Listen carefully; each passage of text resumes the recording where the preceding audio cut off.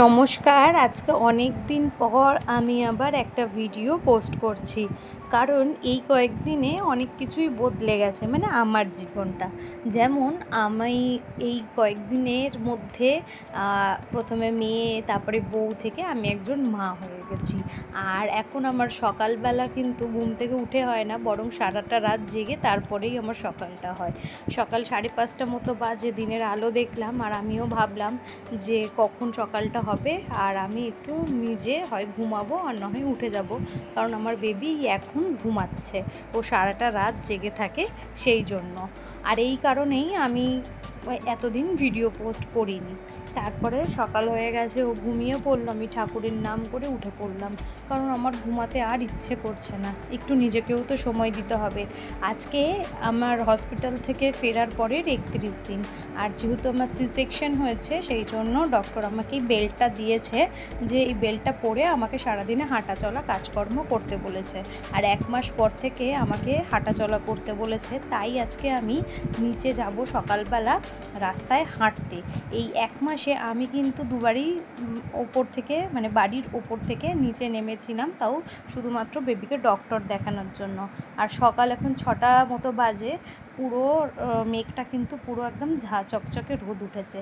আর এই একটা পেস্ট, যেটা জিরে, ধনে, মেথি, মৌরি এগুলো গুঁড়ো করে রাখা থাকে, এটা আমি সারা রাত ভিজিয়ে রাখি। আর তারপরে এটাকে একটু জলে ফুটিয়ে সকালবেলা ছেঁকে নিয়ে খেয়ে নিই। এটা খেয়ে আমি নিচে নামবো এখন একটু হাঁটতে। যদিও বেশি হাঁটতে পারবো না, আমার বাড়ির সামনে যে রাস্তাটা রয়েছে সেটাই একবার হাঁটবো, হেঁটে তারপরে আবার উঠে চলে আসবো, কারণ সিঁড়ি দিয়ে ওঠা নামা কিন্তু বেশি করা যাবে না, সেই জন্যই। তো যাই হোক, আমার বেবি এখন ঘুমাচ্ছে, আর আমি এখন ভাববো যতটা আমি নিজেকে টাইম দিতে পারি, কারণ রাত তো আমাকে প্রত্যেক দিনই জাগতে হচ্ছে। চোখের তলায় ডার্ক সার্কেল পড়ে গেছে, এই নিয়ে তো আর কিছু বলার নেই, কারণ প্রত্যেকটা মাই এই ফেসে থাকে একটা টাইম।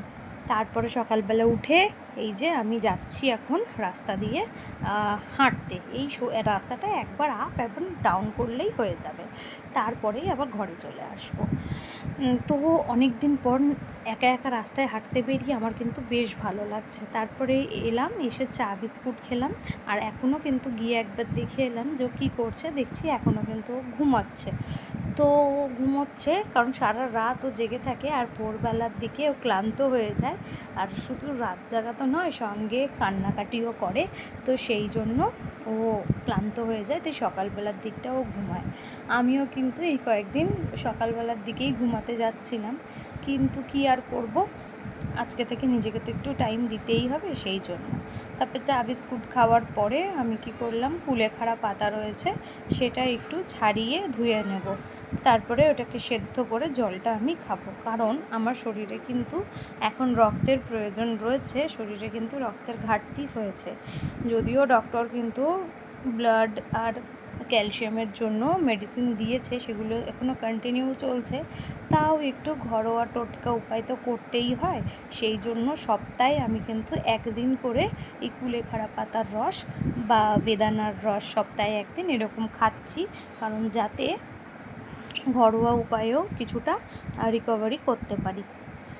তারপরে আমি ভাবছিলাম এই সব করতে করতে যে ও কখন উঠে যাবে বা কি করছে, ওর একটু কান্নার আওয়াজ শুনলেই মনে হয় উঠে গেল না, তো এখন চিন্তা ভাবনাগুলো এইসবই হয়েছে। আর হ্যাঁ, অনেকেই ভাবতে পারে যে এখন আমি কবে থেকে ডিউটি যাব বা কিছু না, এখন আমাকে ডিউটি যেতে হবে না, আমি ম্যাটারনিটি লিভে এখন 6 মাসের জন্য আছি, মানে আর 5 মাস।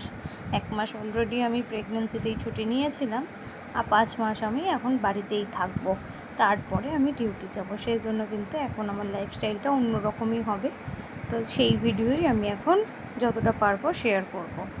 আর হ্যাঁ, কেউ যেন ভাবে না যে বেবিকে দেখানো বা কবে দেখাবো এইসব, আমার বাড়ি থেকে এগুলো কেউ পছন্দ করে না, তো সেই জন্য এখন আমি বেবিকে না দেখাবো নিজে ভেবেছি, না বাড়ির কারোর সম্মতি আছে। যাই হোক, এইসব কুলেখাড়া পাতাটা ছাড়িয়ে পরিষ্কার করে নিয়ে তারপর আমি করে নিচ্ছি ব্রেকফাস্ট। আর ব্রেকফাস্টে ছিল রুটি, ডিম সিদ্ধ আর ওই মটর আলু দিয়ে তরকারি আর পেঁয়াজ লঙ্কার একটা স্যালাড। এটা খেতে গান শুনতে শুনতে ভীষণ আমার আজকে একটু অন্য রকম লাগছিলো, যেহেতু নিজে হাঁটাচলা করতে বেরিয়েছি। কারণ আমি প্রেগনেন্সির শেষ মাস থেকে কিন্তু একা একদমই বেরোই না, ইভেন আমি বাড়ির সামনের রাস্তাতেও বেরোই না। যাই হোক, সবাই ভালো থেকো, কেমন লাগলো জানি।